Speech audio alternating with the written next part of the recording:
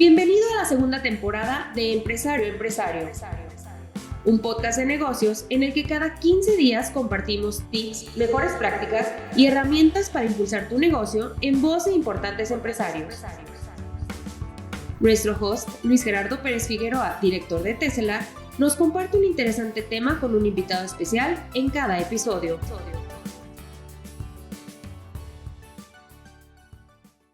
Hola, ¿qué tal? ¿Cómo están todos? Bienvenidos a esta nueva edición del podcast de Empresario Empresario en esta segunda temporada. Y el día de hoy tenemos el honor de estar con nosotros Javier Kenji Meguro Yamaguchi. Muchas gracias, Javier, por estar este día aquí. Hombre, Luis Gerardo, muchísimas gracias a ustedes, un gusto. Kenji es profesor del área de política de empresa del IPADE.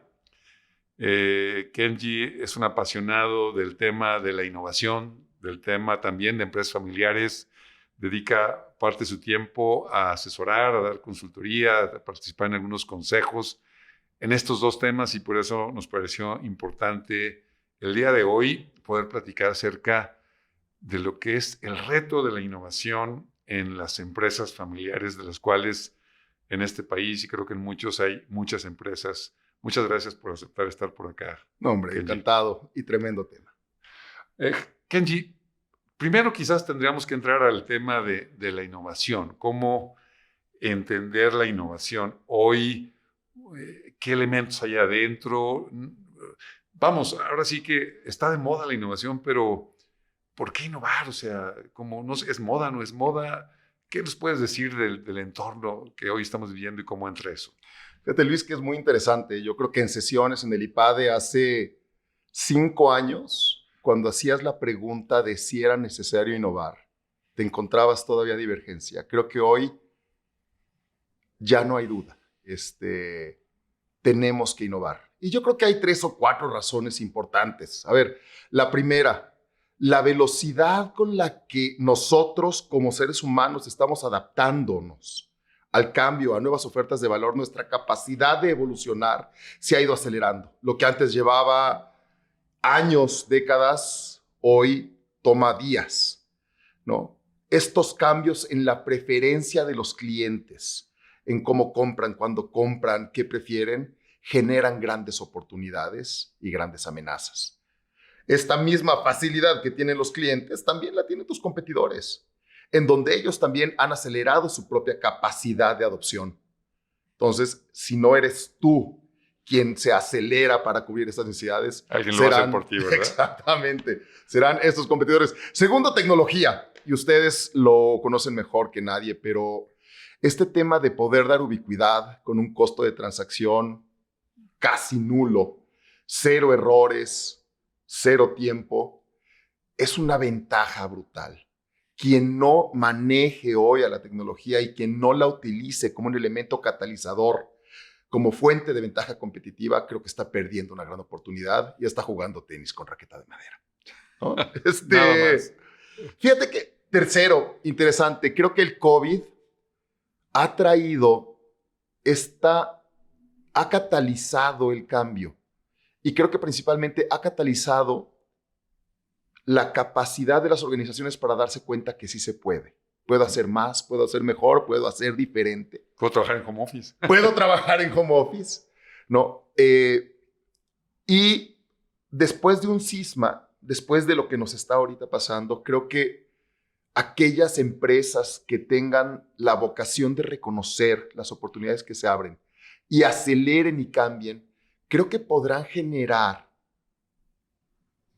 ventaja competitiva de forma sostenible, de forma mucho más eficaz que las empresas que están buscando regresar a lo normal. Hubo un gran cambio con el COVID, nos dimos cuenta que podíamos, ha sido tan largo que se ha hecho ya un hábito, es decir, ya nos acostumbramos al cambio, y eso te abre una gran oportunidad. ¿Cómo institucionalizo estos esfuerzos que se dieron de iniciativa dentro de las organizaciones en un programa formal de transformación, ¿no? Muy bien, pues creo que está muy claro que necesitamos innovar. Kenji, yo pienso que el auditorio, y porque me ha tocado también platicar con personas, con empresarios, es, ok, pero ¿y cómo? O sea, el tema, porque en ese sentido a veces es una moda, pero la verdad es que la gran pregunta es cómo, o sea, cómo construyo algo en la empresa para que se pueda innovar. Fíjate que, a ver, 2 mensajes iniciales. Para mí es mucho más complicado de lo que parece. Es decir, innovar es mucho más que post-its. Innovar es mucho más que design thinking. O innovar es mucho más que comprarse un ERP. No, yo creo que innovación es un sistema de toda la organización. En donde, mi segunda idea, es un sistema en donde tienes que convertir tu organización de una organización de baja frecuencia, ¿no?, que se acostumbró a un solo modelo de negocio durante mucho tiempo, a uno de muy alta frecuencia. Esto se lo tomo a alguno de tus socios. Amazon utiliza ese concepto que se me hace espectacular, ¿no? ¿Cómo pasas de una organización de baja frecuencia a una de alta frecuencia en donde tengas la capacidad de estar experimentando, probando, reinventándote de forma consistente? ¿No? Yo creo que si tú entiendes a la innovación como un sistema de toda la empresa, ¿no?, en donde además tienes que convertirte de una organización de alta frecuencia a una de una de baja frecuencia a una de alta frecuencia, creo que estamos partiendo bien. Ahora, este sistema yo lo veo con 3 elementos. Primero, tienes que crear un motor de innovación. Segundo, tienes que alinear esta innovación con el resto de la organización.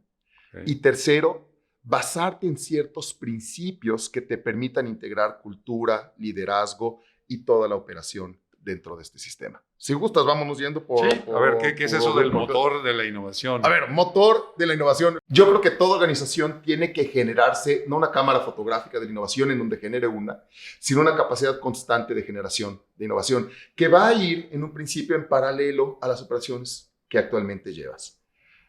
Y esto creo que parte de un paradigma que he visto en las empresas en México. A esto de la innovación le entras o por hambre o por miedo, ¿no? Por miedo a desaparecer o por miedo a que me quede. Pero las que veo que funcionan mejor es las que lo hacen por hambre. Okay. El hambre de continuar creando valor a estas necesidades de un público de empresas que están cambiando. Okay. Y esa hambre de creación de valor primero te da un propósito, te da una trascendencia como empresario, ¿no? Yeah. Pero además te pone en un mood mucho más propositivo para crear innovación. Si ya tienes este mindset adecuado, ¿no?, primero yo diría, créate una buena estrategia. Y no una estrategia sobre cómo vas a seguir siendo competitivo en tu negocio actual, sino créate una estrategia, una visión a 10, 15 años, en donde tú puedas estar viendo cómo voy a competir dentro de los siguientes 10 o 15 años con un cierto portafolio de negocios. Y ahí te propongo que crees esta visión uniendo 3 elementos. Primero, ¿para dónde va el entorno en donde está tu negocio en los siguientes 10, 15 años? Futureale. Segundo, ¿qué haces tú mejor que nadie? ¿No? ¿Qué haces tú mejor que nadie que te permite ir buscando negocios dentro de ese entorno y en donde puedas tú ganar? Y tercero, vas a ir creando un portafolio de distintos negocios. ¿Cómo haces que la suma de este portafolio te dé 1 más 1 igual a 4 en lugar de 1 más 1 igual a 2? Que exista tal sinergia entre este portafolio de negocios que tú puedas estarlo generando. Entonces, primera estrategia, no la hagas para el corto plazo, haz una estrategia en el largo plazo, entendiendo entorno, entendiendo tus fuentes de ventaja competitiva y entendiendo la sinergia que puedes tú estar creando dentro de estos distintos negocios. Ahora, ya tienes tu estrategia. Yo creo que esta estrategia debería llevarte a armar un portafolio. Entonces, ten un portafolio. ¿Como si fuera un portafolio de inversión? Un portafolio de inversión, pero en donde vas a tener iniciativas de mejora de innovación. Ah. Y aquí es en donde the rubber meets the road. Es decir, tu empresa va a tener 100 pesos, recursos limitados de gente, de energía, de dinero. ¿En dónde haces tus apuestas? Y ahí vas a tener que estar mezclando 2 elementos. ¿Qué tan rápido está cambiando mi entorno?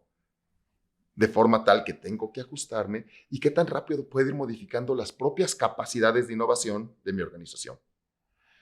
De acuerdo a la simbiosis que exista o entre la rapidez del entorno y las propias capacidades de mi organización, tienes que ir marcando un ritmo con el cual puedes ir evolucionando y haces tu portafolio de apuestas de innovación, ¿no? Que podrá ir en, puedo hacer mejoras a mi negocio actual, a mi modelo de negocio actual. Mejoras incrementales, innovación incremental. Relativamente sencilla, de un porcentaje relativamente alto de éxito. O sea, menos riesgo. Menos riesgo, pero basado en tu modelo de negocio actual. Tampoco la ganancia va a ser espectacular. Tampoco esa ganancia y probablemente estés apostando a un modelo que ya va en decadencia. Yeah. Depende de qué también has estado entendiendo el entorno para entender cuánto tiempo queda como para que sigas echándole moneditas a ese modelo de negocio. Yeah. Segundo, tendrás oportunidades adyacentes. Es decir, ¿qué de aquello que yo hago muy bien, de esas fuentes de ventaja competitiva, puedo yo aplicar para ir hacia nuevos mercados o hacia nuevos productos? Yeah. ¿No? Y entonces puedo hacer jugadas adyacentes basado en eso que hago muy bien. Y ahí puedes dedicar otras iniciativas de innovación. Y las terceras es, ¿dónde está mi Uber? ¿Dónde está mi Airbnb? Y es decir, amenaza externa. Amenaza externa de un cambio de modelo de negocio mucho más estructural, en donde ya no va a ser simplemente sacar un nuevo color de automóvil, en donde ya no vas a, no, sino vas a tener que cambiar radicalmente tu modelo de negocio, lo que ofreces y a quién se lo ofreces. Ahora, dependiendo de tu lectura y dependiendo de tu capacidad de entender qué tan rápido puede modificarse tu organización, es que harás un balance de apuestas entre cuánto apuesto de mis 100 pesos para mejorar mi hoy, para buscar oportunidades adyacentes o para reinventarme. Yeah. Y es ahí en donde se va a probar que también tienes medido al entorno. Sí, perdón. Oye, que ya te iba a decir, y suenan como que hay que hacer muchas cosas, pero luego sucede, y a lo mejor es el punto que ibas a comentar, de que no hay tiempo quizás para todas, o también hay que operar el día a día, sí. ¿no? O sea, supongo que es un obstáculo, ¿o no? A ver, sí. Y creo que hay dos elementos con los cuales puedes integrar. A ver, lo que generalmente y lo que nos va a suceder a todos empresarios cuando empezamos a innovar es no empata con lo que hacemos, porque lo que hoy hacemos tiene que ser rentable, maduro. Sí, claro. Y la innovación es creativa, es un juego muy distinto. Claro. La misma gente que está operando con márgenes del 7 le cuesta mucho trabajo tener el tiempo y la creatividad, imaginarse y construir nuevos negocios. No. Entonces, esta alineación importante. Ahí yo tendría un principio y lo que te diría es distingue sin separar. ¿Y qué es esto? Me encanta usar este modelito de alguna de las firmas de consultoría de los 3 horizontes. Ustedes como empresarios tienen 3 modelos de operación que conviven dentro de su empresa. Tienen una empresa madura, lo que han venido haciendo. Que sostiene el negocio, que me ha ido bien. Exactamente, y es la que te genera rentabilidad, sí. Y es la que te genera dinero para hacer apuestas para el futuro. Y esa tiene una cultura, procesos muy hechos, un margen de error relativamente bajo. Eso trátalo diferente. Ese negocio que tiene poco error, que le asignas recursos probablemente una vez al año, es muy distinto de la exploración de nuevos negocios, iterativa, en donde no quieres dar recursos, en donde estás descubriendo clientes, que tiene mucho menos gente, mucho más incertidumbre, no lo midas de forma igual. No le vas a pedir una rentabilidad porque estarías de locos, ¿no? Lo matas. Un nuevo negocio no le puedes pedir, pero la gran mayoría de las empresas históricamente le hemos pedido rentabilidad a esas iniciativas o le hemos pedido solamente rentabilidad a negocios que están creciendo.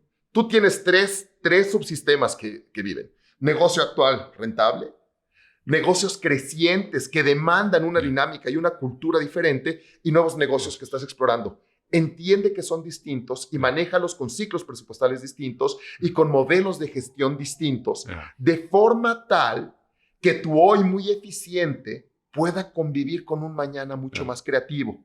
De hecho, se va a alimentar de ello, ¿no? O sea, cuando menos los flujos y demás, pues ¿de dónde van a salir si no es del negocio que opera? Que ¿no?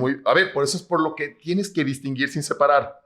Porque tú tienes que hacer que tu H1, que tu modelo de negocio actual, más te vale que esté fondeando a tu modelo de negocio, a tu exploración de esos nuevos negocios. Claro. Tiene que estar conectado. Y además, tu nuevo negocio va a ir madurando y tendrá que ser absorbido por tus negocios actuales robustos. ¿Cómo creas las ligas para que este nuevo negocio que se le ocurrió a alguien pueda ser absorbido y pueda operar dentro de la maquinaria de la empresa actual?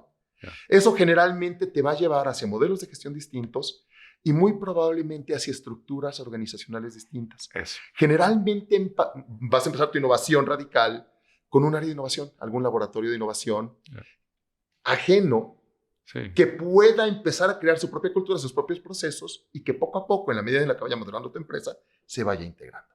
Ya. Pues está interesante porque al final tienes que, digamos, si lo mezclas todo, primero no vas a saber ni qué te está generando uno ni en dónde está consumiendo el otro. Y yo creo que tendemos, no sé si lo has visto en las empresas, pues a medirlo todo como el negocio original, con el que me ha ido bien, con el que le saco lana, ¿no? Y fíjate que hay incontables empresarios que dicen, no sabes cómo me doy cuenta ante el COVID de cómo, dado que mi negocio va a ser tan rentable, deseché la oportunidad de cultivar nuevos negocios. Híjole. Y aquí hay un tema, el timing. Cuide mucho el tiempo, porque es muy curioso. Tu capacidad de innovar te va a llevar 3 a 5 años. Eso es lo que te iba a preguntar, tiempo, 3 a 5 años. Wow. Entonces, o siembras cuando te va bien y sientes que no hay necesidad, porque cuando el futuro te alcanzó, ya no van a haber recursos de ese negocio base para fondear. Entonces, más te vale que generes un sentido de urgencia cuando todavía no tienes hambre. Claro. No, cuando no estás desesperado y entonces es cuando efectivamente menos recursos tienes. Es demasiado tarde, quizás. Es demasiado tarde. Entonces, prevén y ve generando esas capacidades. Muy bien. Pues qué interesante, fíjate, nos planteas, de repente me da como un circo de varias pistas y más vale que tengamos la capacidad de poderlo armar. Porque al final estás rompiendo un poco lo que hoy está. Y yo creo que la inercia es muy grande en las empresas, ¿no? O sea, si hoy me fue bien, ¿por qué me tendría que ir mal mañana? ¿No? Y la inercia me obliga a ver el negocio de hoy y a no ver los otros. Tendría que hacer un esfuerzo mucho más allá. Y yo creo, a ver, tú como director general, tú como empresario, tienes la obligación de crear un sistema que vea el hoy y el mañana. A tu gente, a tus estructuras, en un principio, mi recomendación es probablemente sepáralas. Separa las que ven el hoy a las que ven ese mañana. Sí. ¿Por qué? Porque sí va a ser muy difícil que yo rompa mi inercia de la operación para ver. Pero tú como director general tienes que crear esa capacidad dual. Sí, el hoy come recursos, come gente a lo cañón, ¿no? Come foco, come recursos, come energía. Mejores prácticas, por ejemplo, que no te coma. Lo que hacen las grandes empresas que lo logran hacer es, si ya yo definí un presupuesto para iniciativas de riesgo e innovación, aunque el negocio base esté sufriendo, protejo el futuro y no dejo que se lo coma, aunque lo jale. Claro, sí, claro.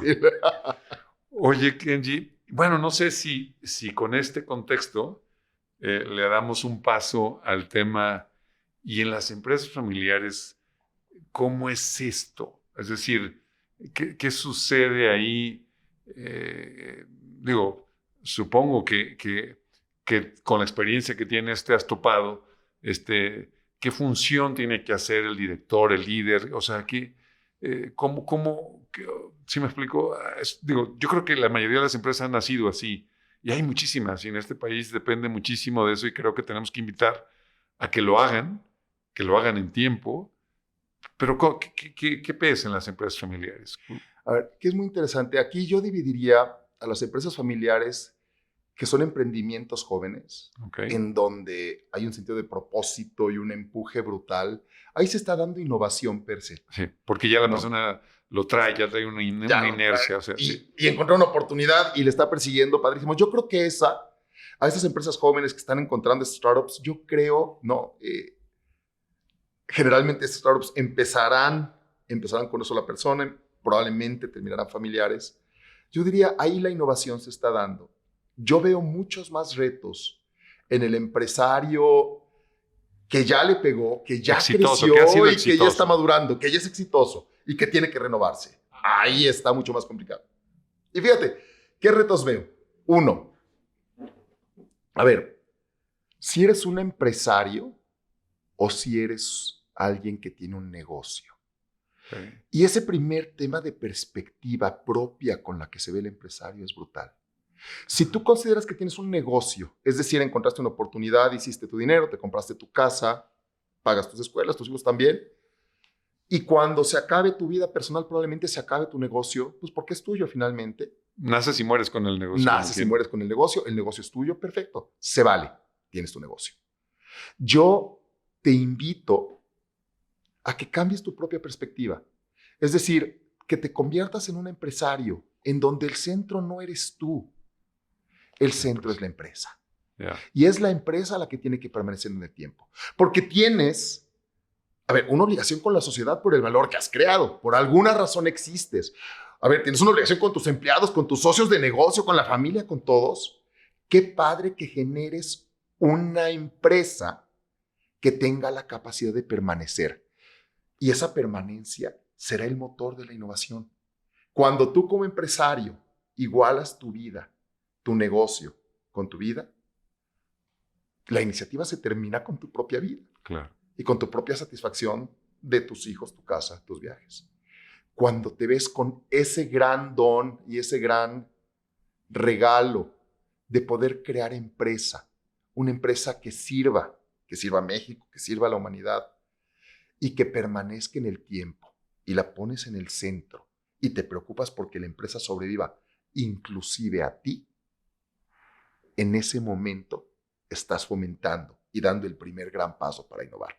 Y es muy difícil, porque la mayoría de los empresarios familiares... Es un cambio de switch, o sea, de verdad. Es un tema crucial. O sea, lo haces para vivir de él, de la empresa, o lo haces para formar algo que trascienda, ¿cierto? Sí, brutal. Y eso te va a cambiar el apetito. Yeah. Pero además vale la pena. Yo creo que vale la pena, pero sí es un cambio crucial. Quédese con esta idea. Yo creo que tú estás creando, la empresa es una entidad con vida propia, que no te pertenece a ti. Es una comunidad. Es una comunidad de gente que decidió unirse. Con un propósito. Con un propósito. Pero tan importante eres tú como socio capitalista, como importante es el empleado, como importante es el cliente, como tu socio, como el banco, como el proveedor. En muchas ocasiones, si el empresario o el director general no se da cuenta que tiene que ceder poder, dinero e iniciativa, lo que acaba sucediendo es lo que me pasa con muchos empresarios que dicen es que ya sé que tengo que cambiar, pero me volteo y veo a la organización que yo creé. Y no hay forma. Y no hay forma. Y no los puedo culpar porque el que la creó a mi imagen y semejanza soy yo. En lugar de preocuparme por crear un sistema con procesos, con cultura, etcétera, creé a alguien que sirviera a mí, en donde la estrategia vive en mí, en donde las decisiones las tomo yo. Funciona bien mientras yo esté vivo. ¿Y luego? Entonces tienes que ceder el poder, dinero, iniciativa. Tienes que cederlo. Profesionaliza primero. Velo cediendo poco a poco. Encuéntrate buenos profesionales y luego, más te vale que no seas socio, presidente del consejo, director general. Todo. Y todo. Que es lo que somos muchos. Porque cuando tienes eso, no tienes capacidad de ver tu propia obsolescencia. Claro. ¿Cómo vas a darte cuenta que eras la persona ideal hace 20 años para crear ese negocio ante el entorno ahorita? Pero ante este entorno, no eres el que tiene la mejor capacidad para llevar la empresa para sus siguientes 20 años. Tú no vas a poder tener esa capacidad de reconocerte. Pero muy probablemente un consejo de administración que vea por la empresa va a poder decir, sigue siendo dueño, pero ya no eres el mejor director general para hacerlo. Claro. Esta capacidad de dejar ir, poniendo a la empresa en el centro, va a ser fundamental para hacerlo. Ahí se me ocurre algo Sí. que te quería preguntar, porque al final mucha gente piensa que la innovación es el famoso eureka de una persona, pero ahorita que hablas del empresario como el creador, el dueño, el rey sol, todo, pues para innovar, pues no esperaríamos que el empresario innove, se le ocurran las grandes ideas y funcionen, ¿no? Sino que tendríamos que participar mucha gente, ¿o no? A ver, la innovación es un juego en conjunto. El empresario solo está limitado por sus propias ideas. La base de la innovación es compartir y despertar la iniciativa en todos, que todos quieran. Imagínate que en lugar de tú tener tus 5 sentidos, ahora tienes 5 sentidos multiplicados por 250 de tus colaboradores. ¿Cuánto no podrás hacer? ¿Cuánto no podrás hacer? Ahora, si esos colaboradores no los ves solamente como sentidos que captan, sino como voluntades que crean, con la iniciativa de querer hacer, entonces traes un motor imparable. Yeah. Ahora, otro cambio. No, pasa de ti a toda tu organización, pero ahora piensa que la innovación va más allá de tu empresa, porque las grandes oportunidades que se dan hoy, ¿no?, requieren de muchas capacidades que tú no tienes. Inteligencia artificial, Big Data, capacidades, tú no tienes todas. Si esperas que el modelo es tengo que adquirirlas y comprarlas y tenerlas, no vas a llegar muy lejos, te vas a tardar mucho y no vas a poder hacer mucho. Si cambias tu mentalidad y dices, lo que me importa es encontrar la oportunidad, crear valor y atraer y orquestar a los jugadores del ecosistema que mejor lo puedan hacer, entonces estás cambiando. Y entonces regresas a esa idea de que tu empresa no es tu empresa. Tu empresa es toda aquella comunidad que tú puedes orquestar y atraer que te ayuda a resolver un problema, ¿no? Y nuevamente, estás cediendo, estás pasando de uno solo a tu empresa a muchísimas más voluntades que tiene la iniciativa para crear. Y en ese sentido, podríamos decir que la innovación casi en cualquiera, pero en las empresas familiares con esas características, pues empieza del líder cambiándose el switch y empezando a cuestionarse esto que estás planteando para tener una visión mucho más amplia. Ahí empezaría. Sí. O sea, como primer rol, primera acción, primer tema que tiene que hacer el líder. Y fíjate que lo que nos hemos dado cuenta, o lo que me he dado cuenta yo, es que no es un tema de voluntad, realmente es un tema de desconocimiento. Ese cambio de switch, cuando... Te cae el 20. Sí, cuando el empresario entiende y dice, caray, es que no es mi vida, no es mi empresa, es el entorno, es esta capacidad de crear algo que permanezca en el tiempo. Y empieza a ver la forma y los mecanismos, creando estructuras de gobierno, profesionalizando, que puede su legado mantenerse, ir creciendo e ir evolucionando, en ese momento te la va a comprar. Pero tiene que entenderlo primero, tiene que entender el cómo, ¿no? Y ante eso, podcasts como este le sirven muy bien, ¿no? Entonces no es un tema de tu voluntad, es un tema de que te acerques, conozcas muy bien cómo puedes hacer tu empresa algo que permanezca y mucho más grande que tú mismo, ¿no? Y en ese sentido, pensando en empresas familiares contra empresas institucionales o ya muy grandes, ¿hay ventajas o desventajas? O sea, la empresa familiar en sí misma podría tener algunas ventajas o unas ciertas desventajas para innovar. Sí, a ver, yo creo que tiene ventajas. Hay una unidad de propósito que se alinea muy bien con la familia.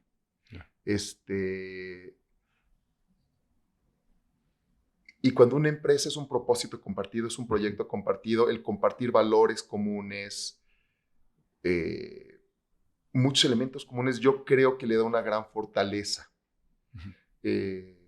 Desventajas, creo que hemos hablado hasta ahorita. La centralización del poder. De esta centralización del poder. ¿No? Hay otras que es bien, bien, bien interesante.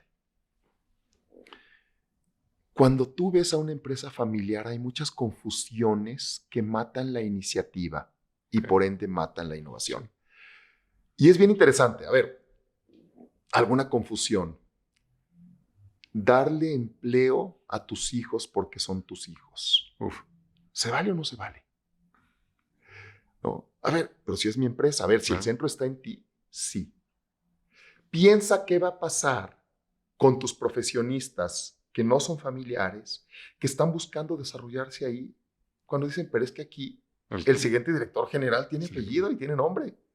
¿Qué hago aquí? ¿Qué hago aquí? ¿Cómo matas esa iniciativa? Claro. Ahora, ¿qué tan competitiva vas a hacer a una empresa en el momento en el que metes no al recurso ideal para crear valor para toda esa comunidad, sino a alguien que probablemente no está capacitado? ¿No? Entonces, estas confusiones, por ejemplo, el tema del empleo, segundo, naif puede ser, pero a ver, el tema de sacar tus flujos de la empresa para tus vacaciones, para la camioneta, ¿se vale? A ver, si lo sacas como dividendo, se vale. Claro. Pero si yo soy parte de tu comunidad y pertenezco a ti, y ahora veo que el flujo está saliendo de la empresa y entonces mis utilidades pueden ser menores, el grado de seguridad que tiene la empresa ante un embate como el COVID, porque ahora tiene menos reservas, porque nos compramos la casa en Cancún, ¿se vale? ¿Cómo vas a poder atraer talento que esté dispuesto a dar todo por un propósito cuando se está rigiendo eso por propósitos familiares? Tercero, que tome decisiones a mis hijos como si fueran empleados o viceversa. Es decir, cuando yo confundo el rol de empleado e hijo, ¿no? O de ámbitos, cuando yo soy el papá que no pertenezco a esta empresa familiar que la hizo mi esposa, pero yo me siento con capacidad de opinar, pues porque soy el esposo. Claro. ¿no? Entonces, hay muchos elementos de mucha claridad de la relación entre la empresa y la familia que tienen que clarificarse para permitir que la empresa realmente esté en el centro y tenga capacidad de vivir de forma permanente.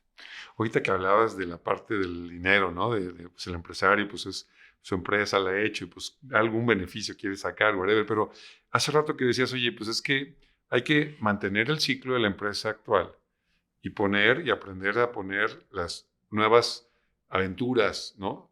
Pues, cuando platicabas eso, pues yo me imagino inmediatamente recursos, ¿verdad? O sea, hay que poner algo aquí, no se va a dar gratis. Entonces, digamos, quiero suponer que habrá que definir, tú decías hace rato, una especie, tomando tus fortalezas, viendo el entorno, ¿dónde vas a invertir? Y habrá que meterle dinero a eso. Y puede ser que en algún año en particular o en un proceso, pues o haces eso o te haces tu casa en Vallarta o tu casa en Tapalpa o no sé, ¿no? O sea, habría que, digo,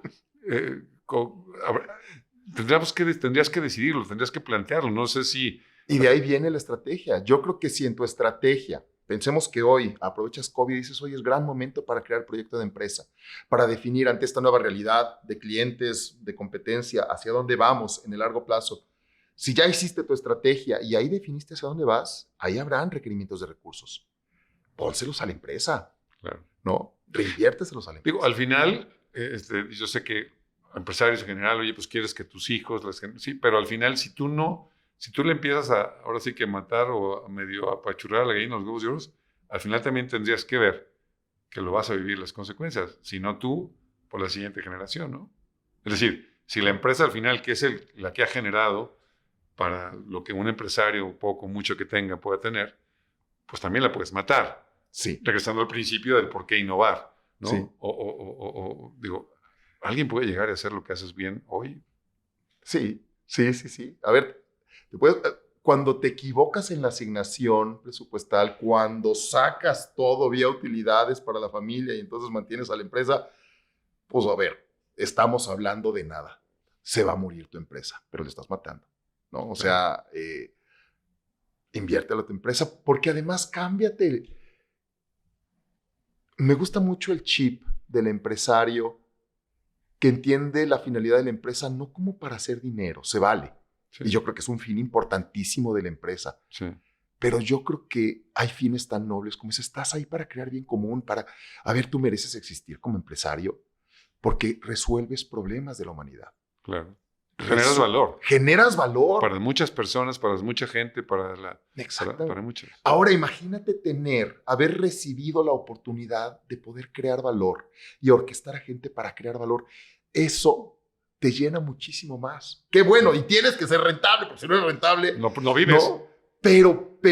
Pero ese gran privilegio de crear valor y desarrollar y crear empleo y hacer que tus empleados estén mejor, creo que es muchísimo más profundo y muchísimo más valioso. Trascendente. ¿No? Entonces sí, estás ahí para generar dinero, pero para generar bien común y para permanecer. Cuando entiendes esa responsabilidad como empresario, de repente la casa en Vallarta se hace menos atractiva y de repente el darle vida propia y el sembrar iniciativas empieza a ser mucho más atractivo. Claro.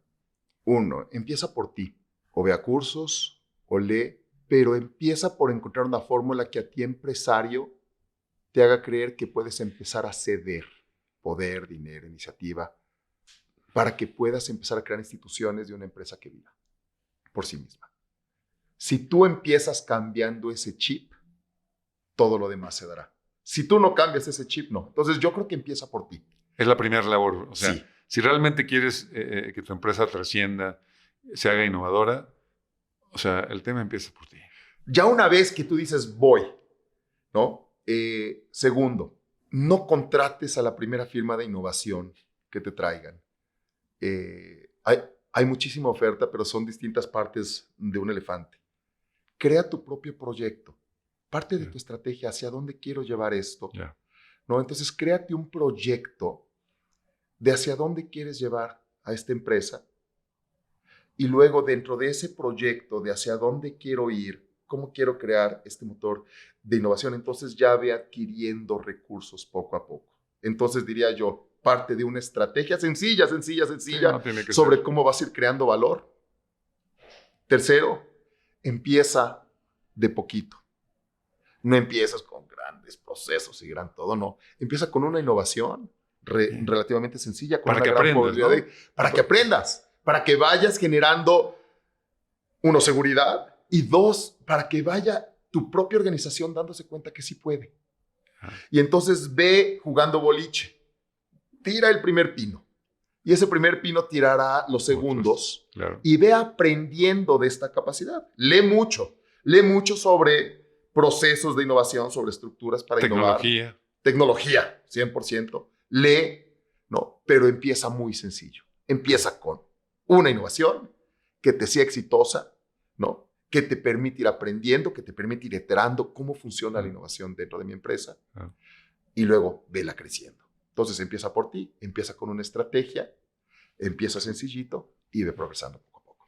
Yo creo que debes cambiar, busca convertirte en una organización de alta frecuencia, ¿no? Créate este motor de innovación, ¿no? Alíñalo con tus operaciones actuales, separando estos tres sistemas. Y para ti como empresario, reconoce que puedes crear algo que es muy grande, ¿no? Que puedes crear una empresa que te sobreviva, que le dé una trascendencia enorme a tu quehacer como empresario. Y hazte de socios como ustedes, hazte de socios de gente que tenga capacidades que hoy no puedes hacer para crear ese valor que hoy no crees tú que puedes crear. Padrísimo, Kenji. Híjole, no tengo más que agradecerte de verdad tu tiempo, que seas generoso con este compartir con la audiencia, que creo que lo va a apreciar muchísimo. Muchas gracias por estar aquí, Kenji. No, hombre, Luis Gerardo. Y a ustedes, Teselar, muchísimas gracias. Gracias por escucharnos. Te esperamos en el siguiente episodio con más temas de tu interés. Encuéntranos en Spotify, YouTube, Google Podcast, Apple Podcast y en las redes sociales de Teselar. Hasta la próxima.